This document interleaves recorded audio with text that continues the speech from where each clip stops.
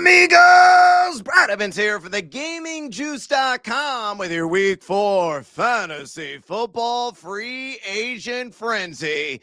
And before we get after it, a friendly reminder, you see the necessary requirements there on your screen. All these guys under 60% rostered right now in Yahoo Leagues. And of course, we're assuming $100 in that FAAB cash. All right, let's go ahead and get after it with the guys that just missed the cut on this week's episode and worth maybe $2 to $6 of a FAAB investment. Sterling Shepard just got word that Mike Evans of the Tampa Bay Shiver Me Timbers Buccaneers going to miss a few weeks with that hamstring injury. So Shepard, a guy that primarily works out of the slot, going to see an uptick in overall target share. So if you're desperate in, like, say, a 14-team or deeper league for flexy, sexy options with bye weeks on the immediate horizon, Shepard ain't a bad investment. How about Ollie Gordon, the Miami Dolphins? Surprise amount of usage that he had last Thursday in Western New York against the Buffalo Bills, getting some goal line reps, finding the end zone. Didn't have O-Lock work in the pass game. That was all Devon Achane.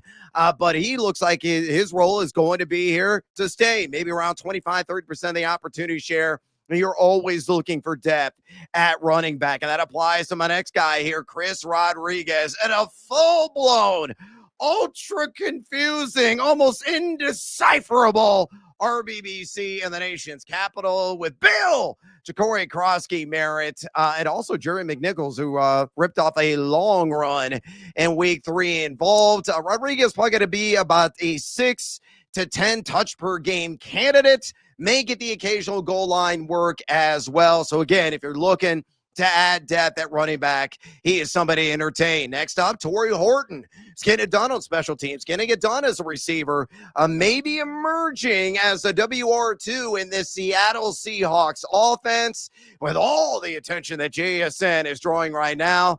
I think he's definitely worth on the high end of that $2 to $6 range. And then finally, Luther Burden. Man, that flea flicker was downright sick. Off the hand of one Caleb Williams, went for a long touchdown, the Missouri product. Of course, he is kind of the all-man out with Roma Dunze. There we are one right now in fantasy. DJ Moore on roster. The tight ends heavily involved in the pass game. But slowly but surely, I think he's going to siphon off some of that target share as the season goes on, and the schedule the next 3 weeks, quite delightful for the Bears. So don't be surprised if Burden shines a time or two here in the short term. So there you go. Some guys receiving votes here on the list. And let's get after it with a countdown and start off with numero 5, mi amigos, Tyquan Thornton. Trying to be the best old school version of Tyreek Hill as a deep threat in this Kansas City Chiefs offense. Only 6% rostered right now in Yahoo Leagues. I think is worth $3 to $7. Of course, Rashee Rice is going to be back here in a couple of weeks, which quells things slightly in the excitement around Thornton. But man, he has been a premier field stretcher right now. WR16 overall fantasy scoring in half-point PPR leagues, totaling 18 targets, 9 catches, $171 in yardage, and a pair of scores. He is WR2 among all NFL wide receivers in total air yards, a redonkulous, an obscene 50.3 air yards per reception. I know it's sample size, so that's off the charts.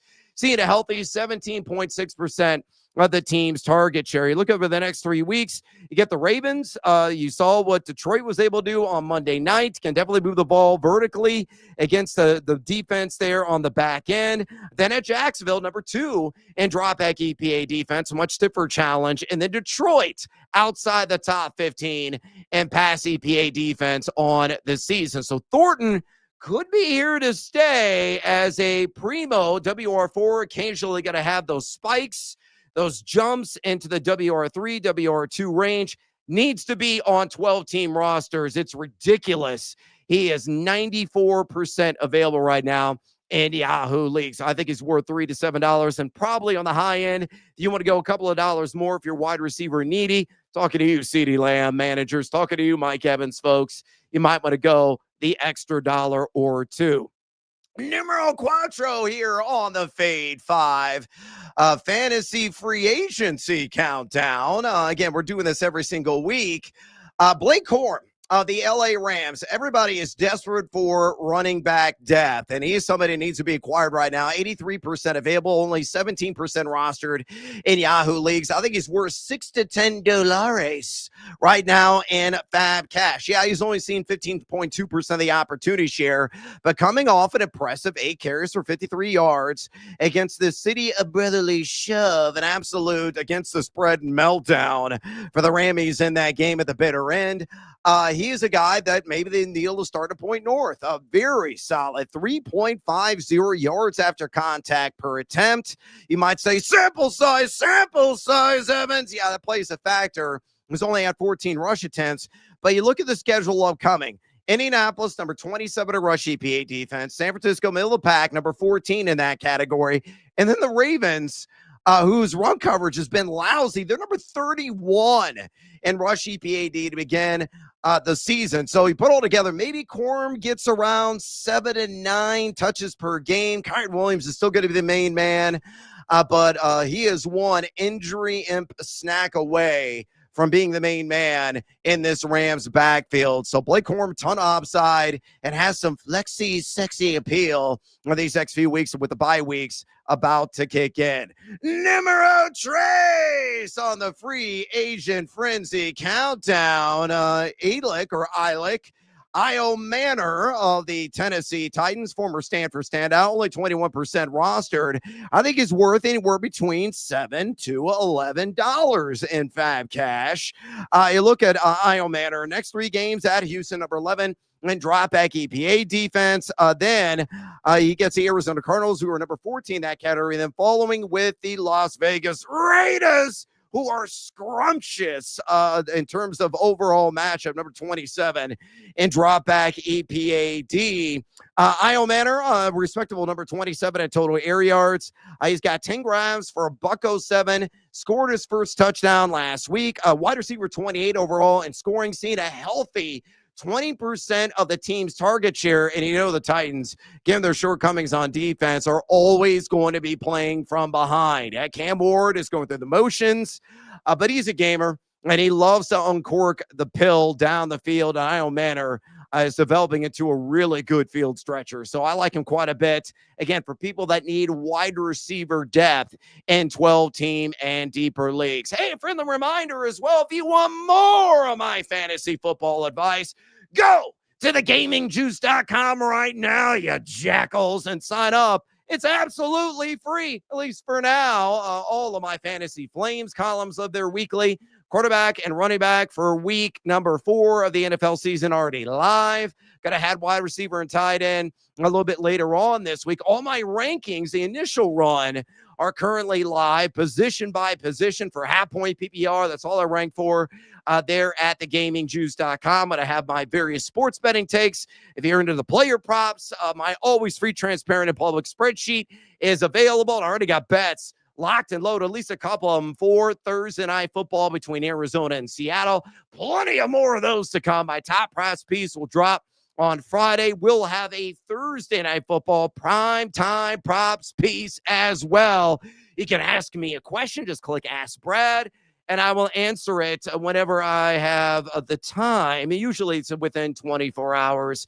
And our college football forecast from the esteemed Matt Fortuna, Ben Wittenstein, Nate Jacobson, dropping on the site in a multi-voice piece on Thursday, breaking everything down week 5 of the college football season. Get it all at thegamingjuice.com. Go there, support the site. Again, you don't pay a penny. That's how I like to roll. Speaking of rolling, let's move on in the countdown here, the free agent frenzy in week 4, numero dos. We got to get Tre Tucker on this list. I don't like chasing stats from the previous week, but maybe he's the real deal Holyfield. Look, it's an anomalous performance with a hat trick of touchdowns that he had, but he does have 4 TDs on the season. Only 4% rostered is the rate at Yahoo overall. I think it's worth anywhere between $8 to $12 in a 10-team or 12-team setting for the wide receiver needy. You look at the next 3 games, a couple of matchups downright delightful. You get my Chicago Bears at home in Cincinnati coming up this week. The Bears, number 24 in drop back EPA defense. Then at Indy, a much stiffer foe. They're number 7 in pass EPA defense. They do follow the Tennessee Titans. And I've already discussed their issues on the back end defensively at number 23 in drop back EPAD. Tucker, an impressive 16.2 yards per catch, 12th highest mark in the NFL. So far, 20 targets that he has lured, grabbing 13 of those for 211 yards and those 4-pack of touchdowns. 1.85 yards per route run, not the greatest. Lineup primarily out wide, 86.8% of the time. But he's got a 119 flat passer rating when targeted, and he's second most valuable wide receiver right now in all of fantasy football. So, what's the end game for him? It might be in the wide receiver 3 range, given the hot start. So again, there's going to be spikes. There's going to be a lot of peaks, and there's going to be a lot of valleys with Tre Tucker, given his general makeup as a player. But when the matchup warrants, and again, there's some juicy ones upcoming, including this week, he is a WR3 or flexi sexy plug and play. Again, I think he's worth 8 to 12 buckaroos. Numero uno here on the week 4 fantasy football free agent frenzy. Of course, we got to shell out all the bucks, all the dollars for Trey Benson of the Arizona Cardinals. I think he's worth 70-80% of your FAAB budget. In fact, if you want to go all in, you're desperate for a running back. Maybe you got my guy Goodell and Chase Brown, who's royally second right now because the offensive line is atrocious in Cincinnati, or you got injuries that have already snake bitten you.